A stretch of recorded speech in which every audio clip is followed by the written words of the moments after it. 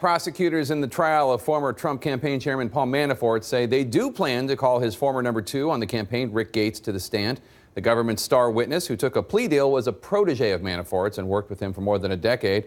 The prosecution has focused on how they say Manafort illegally funded his extravagant lifestyle, which includes nearly $500,000 on landscaping. We have the story covered from all angles, but let's begin with CNN's Jessica Schneider outside federal court in Virginia. And Jessica, apparently Manafort had a real affinity for karaoke.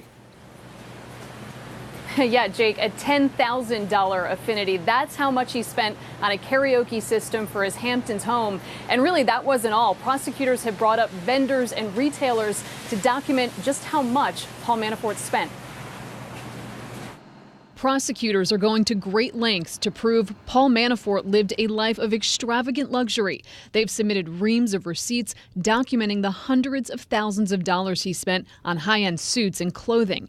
In April 2012, Manafort paid $18,500 for a python jacket. Just a few months earlier, it was $9,500 on an ostrich vest. To apparently complement the ostrich jacket, he later paid $15,000 for.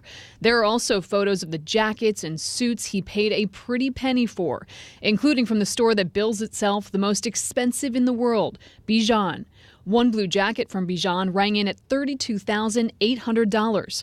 Prosecutors have been parading vendors to the stand to testify to Paul Manafort's penchant for posh living, all to show jurors just how he spent the millions of dollars he allegedly hid in offshore accounts. It wasn't just clothing. Manafort kept his 7 homes from the Hamptons to Manhattan to Virginia in pristine condition. His landscaper testified that Manafort spent about $450,000 over 5 years for his Hamptons home, commissioning him to care for the hundreds of flowers, plus one of the biggest personal ponds in the glamorous locale 2 hours east of New York City. And he kept his Hamptons home high-tech. Manafort paid more than $2.2 million over the course of several years to install Apple TVs, wireless networks, and other electronics. Manafort paid via wire transfer from various offshore bank accounts, even splurging $10,000 on a karaoke system in 2010. And Paul Manafort's personal bookkeeper has been on the stand all afternoon. She says despite the fact that Manafort once made millions, she says by 2016 he was flat out broke, that he had maxed out all of his credit lines. And she said on the stand that led Paul Manafort and his business associate at the time, Rick Gates, to send fake inflated invoices, business statements to banks in order to get loans. And of course, Jake, that goes to the heart of prosecutors' argument here for bank fraud. Jake? All right, interesting. Jessica Schneider, thanks so much. Let's bring in Evan Perez now. Evan, you've been in court all day. Prosecutors today honed in on how Manafort allegedly moved money around. Tell us about that.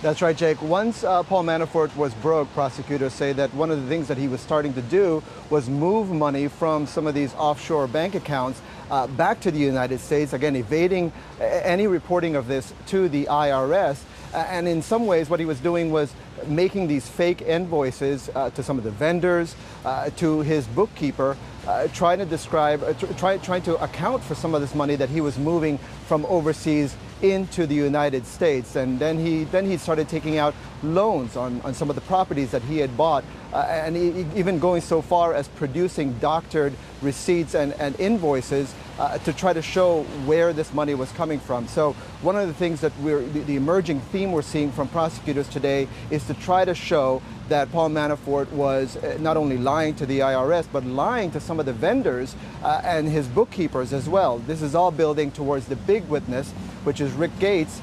We expect that the prosecutors are going to try to show that Rick Gates can testify that he was in on the conspiracy. He helped doctor some of these invoices. And of course, we know that Paul Manafort's team, his lawyers, are going to point out that Rick Gates has admitted to lying to the government, Jake. All right, Evan Perez, thank you so much. I want to bring back former federal prosecutor Glenn Kirshner. And Glenn, the prosecution, they're certainly establishing that Paul Manafort lives a very opulent and lavish lifestyle. But certainly there's more to it than that they're trying to establish with the jury. Yeah, one of the challenges for prosecutors in document-intensive cases is, frankly, to keep the jurors engaged and awake because they can be rather dry. So they need to inject a little bit of excitement where they can. And, you know, this is a case where opulence meets arrogance, and it's all kind of steeped in Paul Manafort's criminality. So what they want to do is bring to the jurors' attention from time to time his 7 homes, his waterfall ponds, his personal putting greens at his house, his ostrich jacket, his cobra jacket. Fortunately, he didn't have, you know, panda boots. Just for the record, it was a python jacket, not a cobra jacket. I stand corrected. I hear they're quite nice. But they really do need to keep the jurors engaged. And we see Judge Ellis has begun to sort of rein the prosecutors in, cut a little bit of that back, because in all fairness, you don't want to overly appeal to the emotions of the jurors. So Judge Ellis always keeps his eye on what I would call the appellate ball, making sure that if the prosecution wins a conviction, that they've done it fairly and by the rules, and they haven't sort of overplayed the opulence hand. And quickly, if you could, do you expect Manafort will testify in his own defense? I think the chances are slim to none. Manafort has apparently done so much wrong in his life that cross-examining him would be a prosecutor's dream. I think what's going to be really interesting is if Gates takes the stand, because then we may all learn some things that we have not heard before. We're obliged as prosecutors to turn over all of Gates' statements so that the defense can cross-examine him with everything he's told the government, including things that aren't necessarily directly relevant to this prosecution. So we could all begin to learn a little bit more about what's behind the curtain of the Mueller investigation if they do call Gates to the stand. Even though the judge has said he doesn't want anything related to politics in this case, and that and the prosecution has said that they're not bringing up anything having to do with Russia. He said they can't talk about Russia, but the judge can't curtail the defense attorney's right to cross-examine Gates on everything. So Gates only pled guilty to 2 charges, 2 5-year charges. And I would bet my bottom dollar he could have been charged with a whole lot of other crimes. Every one of those crimes that he was not charged with is a benefit that the government gave him. So the defense has broad leeway when they're cross-examining him, searching for bias.